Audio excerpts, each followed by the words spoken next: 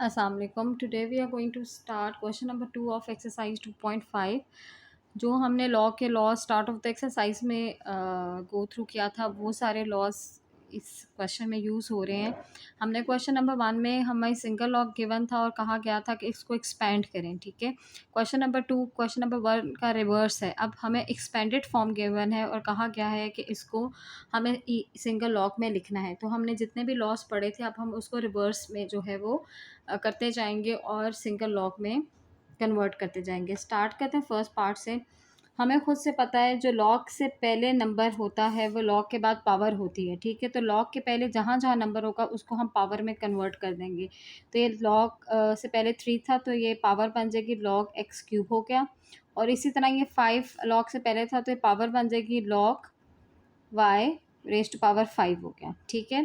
फिर हमने एक लॉ पढ़ा था कि अगर सेंटर में माइनस होता है, अगर हम कोई भी टू टर्म्स डिवाइड हो रहे होते हैं तो सेंटर में माइनस आ जाता है. इसी तरह अगर माइनस वाला टर्म है और हमने सिंगल लॉक लिखना है तो हम इसको फ्रैक्शन में लिख देंगे. जो वाई 5 है ये डिनोमिनेटर में चला जाएगा. ठीक है. तो जब हम सिंगल लॉक लिखेंगे, क्योंकि माइनस का साइन है तो ये डिनोमिनेटर में चला गया. अगर प्लस का साइन होता तो मल्टीप्लाई होता, माइनस का साइन है तो डिवाइड होगा. इसी तरह सेकंड पार्ट है. सेकंड पार्ट में भी हमें सिंगल लॉक में लिखना है और ईच लॉक में गिवन है. तो जो जो नंबर हमारा लॉक से पहले है वो उसकी पावर बन जाएगी. यहाँ पे 1/2 लॉक से पहले है तो टी की पावर क्या बन जाएगी 1/2. इसी तरह यहाँ पे 1/3 लॉक से पहले है तो आर की पावर क्या बन जाएगी 1/3. इसी तरह यहाँ पे लॉक से पहले 1/5 है तो एस की पावर क्या बन जाएगी 1/5. ठीक है. अब जहाँ जहाँ प्लस है वो आपस में मल्टीप्लाई हो जाएगा और जहाँ माइनस है वो डिनोमिनेटर में चला जाएगा, डिवाइड हो जाएगा. तो ये दोनों प्लस हो रहे हैं तो हम जब सिंगल लॉक लिखेंगे तो दोनों टर्म्स आपस में क्या हो जाएंगी मल्टीप्लाई हो जाएंगी. आप मल्टीप्लिकेशन का साइन डालो, डॉट का साइन डालो, वो आपकी मर्जी है, one and the same thing. इसी तरह ये माइनस का साइन था तो ये डिनोमिनेटर में आ गया. ठीक है.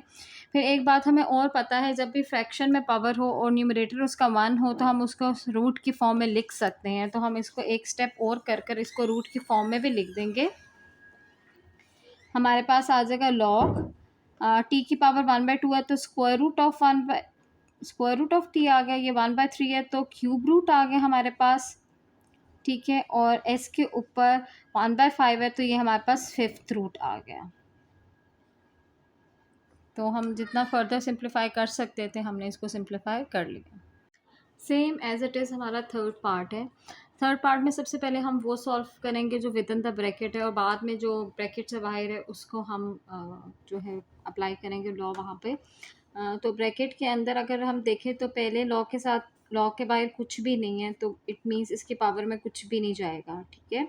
इसी तरह अगर हम सेकंड देखें तो 3 है लॉग से पहले, तो जो 3 है वो लॉग के बाद उसकी पावर बन जाएगा, हमें इस लॉ का पता है. इसी तरह यहाँ पे 4 है तो 4 जो है लॉग से पहले वो लॉग के बाद उसकी पावर बन जाएगा नंबर की. और इसी तरह फिर 2 है और ये जो 2 लॉग से पहले है लॉग के बाद नंबर की क्या बन जाएगा पावर बन जाएगा. ठीक है. फिर उसके बाद हम फर्दर लॉस अप्लाई करेंगे. हमें पता है अगर माइनस का साइन है तो वो वाला नंबर डिनोमिनेटर में चला जाएगा और अगर प्लस का साइन है तो वो वाला नंबर आपस में मल्टीप्लाई हो जाएगा. तो सिंगल लॉग लिखेंगे और इसके साथ तो प्लस का साइन है तो ये न्यूमरेटर में रहेगा 57.7. ये माइनस में है तो ये डिनोमिनेटर में चला जाएगा 9.24 की पावर 3. फिर ये प्लस साइन है तो ये आपका न्यूमरेटर में ही रहेगा 36.6 रेज टू पावर 4. और ये आपका जो है माइनस है लॉ के साथ तो ये डिनोमिनेटर में चला जाएगा 23.32. ठीक है. उसके बाद ये जो 1/7 है ये इस पूरे पे अप्लाई हो रहा है. ठीक है. तो जो 1/7 लॉग से बाहर है वो लॉग की क्या बन जाएगी पावर बन जाएगा इस पूरे ब्रैकेट का. तो log 57.7 36.6 raise to power 4 denominator में 9.24 raise to power 3 and 23.3 raise to power 2 और इस पूरे की पावर क्या हो जाएगी दैट इज़ 1/7. अगर हमें पता है पावर जो है आपकी फ्रैक्शन में और न्यूमरेटर में 1 हो तो वो रूट बन जाता है। इसके डिनोमिनेटर में क्योंकि 7 है तो ये क्या बन जाएगा, 7th रूट। तो हम इसको 7th रूट में चेंज करके लिख देंगे और इससे फर्दर सिंप्लीफाई नहीं होगा, वही हमारा फाइनल आंसर होगा। ये हमारा चेंज हो जाएगा 7th रूट में और ये आपके पास आ गया 57.7, 36.6 रेज़ टू पावर 4 और डिनोमिनेटर में 9.24 रेज़ टू पावर 3 और 23.3 रेज़ टू पावर 2। ये हमारा फाइनल आंसर है। इससे ज़्यादा हम और इसको सिंप्लीफाई नहीं कर सकते। इसी तरह हमारा फोर्थ पार्ट है। सबसे पहले हम पावर्स को पावर रूल अप्लाई करेंगे। जो जो नंबर लॉग से पहले है वो लॉग के बाद उसकी पावर बन जाएगा, तो हम वही रूल अप्लाई करेंगे। यहाँ पे 5 लॉग से पहले है तो ये बाद में लॉग के बाद पावर बन जाएगा। इसी तरह फिर 7 लॉग से पहले है तो ये लॉग की पावर बन जाएगा। फिर इसी तरह 1/3 लॉग से पहले है तो ये लॉग के बाद उसकी पावर बन जाएगा। इसी तरह यहाँ पे -1/2 है तो 1/2 जो है वो लॉग के बाद उसकी पावर बन जाएगा। और फिर यहाँ पे 2/3 है तो 2/3 लॉग से पहले है तो बाद में जाकर लॉग की पावर 2/3 बन जाएगा। ठीक है, उसके बाद जो लॉग आपस में माइनस हो रहे हैं वो डिवाइड हो जाएंगे और जो प्लस हो रहे हैं वो आपस में मल्टीप्लाई हो जाएंगे। वही रूल अप्लाई करेंगे। तो हम सिंगल लॉग लिखेंगे। पहला लॉग तो प्लस में ही है तो 6 रेज़ टू पावर 5 न्यूमरेटर में आ गया। फिर ये माइनस में है तो ये डिनोमिनेटर में आपके पास चला गया 9.42 रेज़ टू पावर 7। फिर ये प्लस में है तो न्यूमरेटर में मल्टीप्लाई हो जाएगा t रेज़ टू पावर 1/3। फिर ये माइनस में है तो ये डिनोमिनेटर में चला जाएगा 32.2 रेज़ टू पावर 1/2। और फिर ये जो है आपका प्लस में है तो न्यूमरेटर में आ जाएगा a रेज़ टू पावर 2/3। उसके बाद जितनी भी पावर्स हैं अगर हम उनको रूट में चेंज कर सकते हैं तो हम रूट में चेंज करेंगे। ठीक है, तो पहले तो 6 रेज़ टू पावर 5 है वो इसी तरह आ जाएगा क्योंकि रूट में चेंज करने के लिए आपका फ्रैक्शन होना ज़रूरी है। सेकेंड में आपकी t रेज़ टू पावर 1/3 है तो इसको हम क्यूब रूट में चेंज कर सकते हैं। इसको क्यूब रूट में चेंज कर दिया। फिर यहाँ पे a की पावर 2/3 है तो हम 2 को सेपरेट कर देंगे तो a स्क्वायर ऐसे ही आ जाएगा और जो 1/3 है ये आपका क्या बन जाएगा, क्यूब रूट बन जाएगा। ठीक है, इसी तरह डिनोमिनेटर में अगर आप देखें तो ये 9.42 की पावर फ्रैक्शन में नहीं है तो वो एज इट इज़ आ जाएगी। लेकिन ये पावर फ्रैक्शन में है तो ये क्या हो जाएगा, स्क्वायर रूट हो जाएगा 32.2 का। तो हम इसको फर्दर और सिंप्लीफाई नहीं कर सकते। तो ये आपका फोर्थ पार्ट का आंसर है।